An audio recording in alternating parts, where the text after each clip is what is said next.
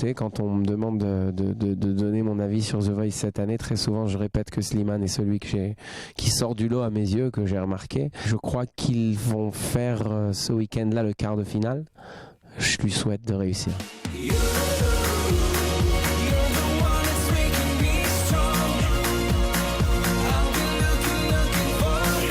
Pani est une richesse pour le jury de The Voice, c'est vrai, parce qu'il a une approche très particulière, très Pani.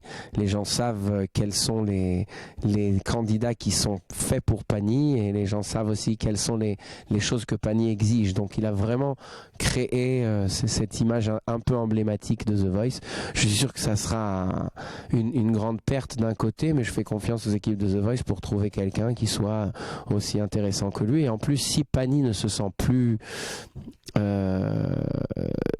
ne se sent plus impliqué et aura envie de quitter dans 2 ans, le fait de le garder là-bas ou de le laisser là-bas sans qu'il ait la même volonté, la même ferveur de travailler, de faire ce rôle-là, ça n'a plus d'intérêt. Donc s'il a envie de partir, certainement de bonnes raisons, et il serait bien de voir qui serait la personne à le remplacer.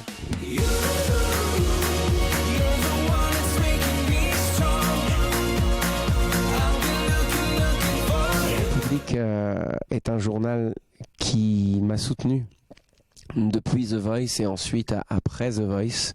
J'aime bien penser dans ma tête que dans la période où je me suis enfermé en studio pour écrire mon album, vu que je n'ai pas cherché la lumière des médias, je n'étais pas censé être mis en avant et j'aurais pu très facilement être oublié du public. Je pense que grâce à Public et de manière un peu indirecte, simplement par bienveillance de ce journal qui m'apprécie, et ça me touche, j'ai pu avoir une présence médiatique, que ce soit dans le calendrier Objet Public ou plusieurs fois dans le journal lui-même, que d'ailleurs je découpais pour envoyer à ma maman à Tel Aviv qui adore.